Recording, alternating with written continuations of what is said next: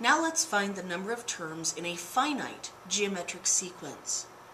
Remember, a finite geometric sequence means that our list has a beginning and an end. So let's consider this sequence, 3, 6, 12, going up to 3072, where we'll stop. We want to find the number of terms in this sequence. Well, start with the explicit formula.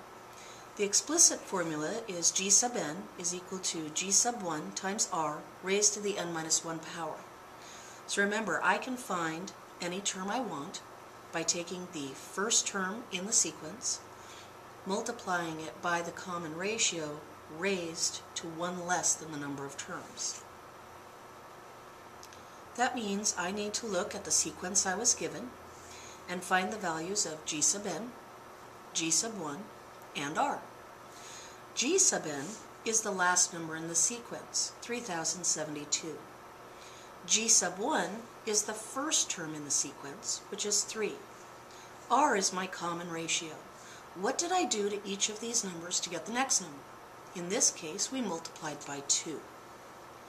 So again, my G sub n is the last number, 3072. My G sub 1 is the 3, the first number in the sequence, and my r value is 2 because I multiplied each number in the list by 2. Well, let's substitute those values in. I have 3072 equal to 3 multiplied by 2 raised to the n minus 1 power. That's by substitution. I just plug these into the explicit formula. I'm going to divide both sides by 3, and I get that 1024 is equal to 2 raised to the n minus 1 power.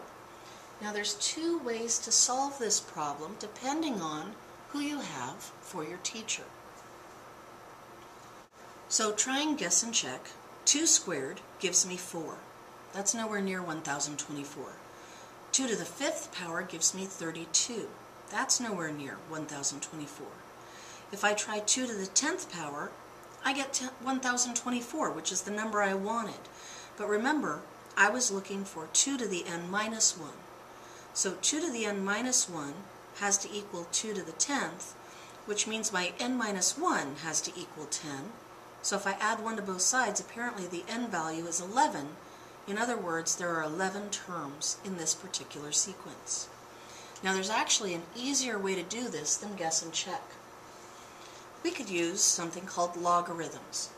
Logarithms are not typically taught until the 3rd year of mathematics, so your teacher might not be real happy with me sharing this with you. What I can do is do what's called the change of base formula. And so I'm going to take the log of 1024, you need a scientific calculator to do this, and I'm going to divide by the log of 2 to get n minus 1. Well, using my calculator, if I do the log of 1024 and divide it by the log of 2, I get 10, which is equal to n minus 1, and now I just add 1 to both sides, and I still get that there are 11 terms in this particular sequence. Again, you need to find out which way your teacher wants you to do this. Most second-year math teachers will want you to do the guess and check method. Logarithms are also a good way to do it, and this is a nice introduction to your 3rd year of math.